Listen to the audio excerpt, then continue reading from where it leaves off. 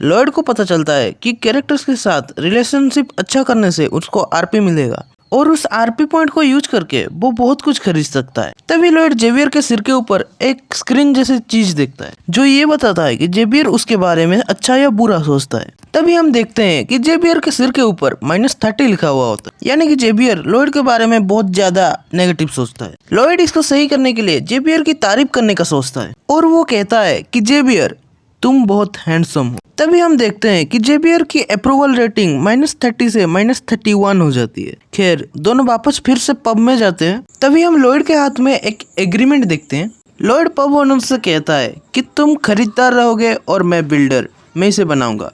Lloyd कहता है कि सारे फर्नीचर के भरपाई के लिए वो ये काम खुद फ्री में करेगा और वो पब ओनर को वहाँ पर साइन करने के लिए बोलता है। पब ओनर पहले नहीं मानता है, पर जब लॉयड वापस से एक घटिया सा चेहरा बनाकर उसे पूछता है तो वो मान जाता है और साइन कर देता है। लॉयड उस एग्रीमेंट पेपर को अपने कोट के नीचे रख लेता है। लॉयड का ऐसा चेहरा देखकर जेवियर भी शॉक हो जाता है। तो फिर सीन शिफ्ट होता है और हमें वापस से लॉयड और जेवियर को दिखाया जाता है और लॉयड के हाथ में एक सवाल होता है। तभी जेवियर लॉयड को पूछता है कि क्या आप फिर से एक मुसीबत खड़ी करने वाले हैं, और लॉयड जेवियर से ये पूछता है कि क्या तुमने कभी कॉग्निटिव डिसऑर्डर के बारे में सुना है। जेवियर कहता है कॉग्निटिव डिस क्या? लॉयड कहता है कि जब तुम किसी इंसान को उसके अतीत से जज करने लगते हो और ये सोचते हो कि अब भी वो एक बुरा काम करेगा तो उसे ही कॉग्निटिव डिसऑर्डर कहते हैं। जेवियर कहता है कि ये तो कोई डिसऑर्डर नहीं हुआ, ये तो हमें एक्सपीरियंस से ही पता चल जाता है।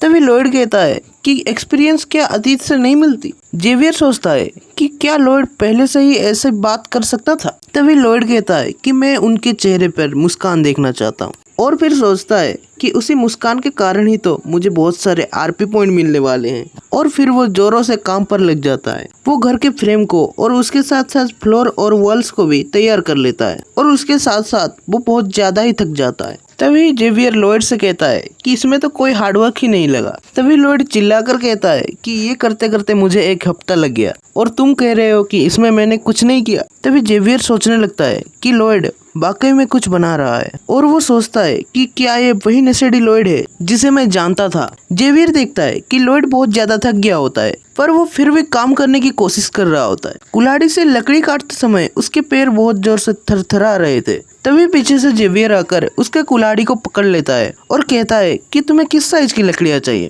लॉयड उसको लकड़ियों के साइज बता देता है और वो तुरंत ही लकड़ियों को उसी साइज में काट कर रख देता है। ये देखकर लॉयड बहुत ज्यादा शॉक हो जाता है और जेवियर को फिर से खुदाई करने का काम दे देता है। जेवियर सोचता है कि मैंने सोचा था कि ये आदमी बहुत ज्यादा बदल गया है, लेकिन ऐसा कुछ भी नहीं है। दोनों मिलकर खुदाई करते हैं और फ्लोरिंग का काम कर देते हैं और कुछ समय बाद घर बनकर रेडी हो जाता है। चैप्टर 2 का पार्ट 2 इसी चैनल में जल्दी ही आएगा। तब तक के लिए सब्सक्राइब करके रखना और हाँ, लाइक जरूर करना, क्योंकि अभी तक लाइक नहीं किया तो जल्दी करो।